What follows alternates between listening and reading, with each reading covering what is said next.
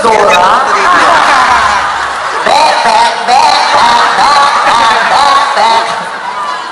Ano to? Ay, ito pala. Kompleto na 4 na tayo. Dito na tayo. Kakanta tayo.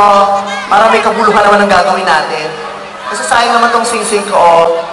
Kasya kaya sa inyo. Sa bagay, ano naman siya. Elastic naman siya. Kaya, patingin niya na kamay mo. Hindi ka normal, no? Pag 5, usually, kahit 3 lang yan eh. Ganun, di ba? Nakakatuwa. Lumakad ka ba sa una nung bata? Para may tama ka. Pangalan mo?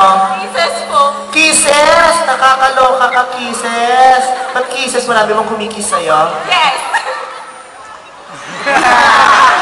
Kung tayo na malaglag ako, pwede.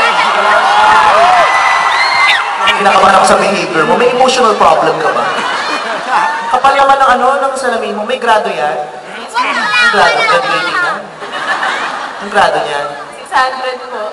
Oh, kailan pa malabo ang mata mo? Since grade 4. Grade 4. So, pag nakasalamin ka, di ba, napapalaki niya yung na mamagnify. Pag nakikita mo yung sarili mo sa salamin, di, ang laki mo lalo.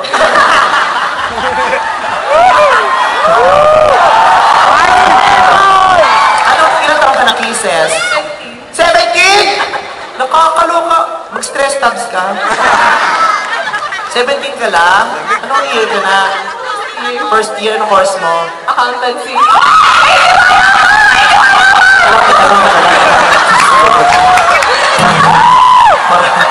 Parang ka nananawagan, hindi ko maintindihan. May boyfriend ka? Wala. In-expect ko din naman.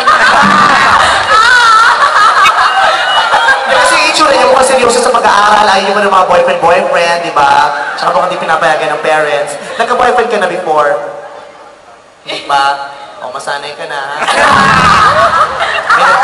May naniligaw sa'yo ngayon? Wala. Meron kang crush dito sa school? Madami. Joke. Madami. Madami. Maharot pala.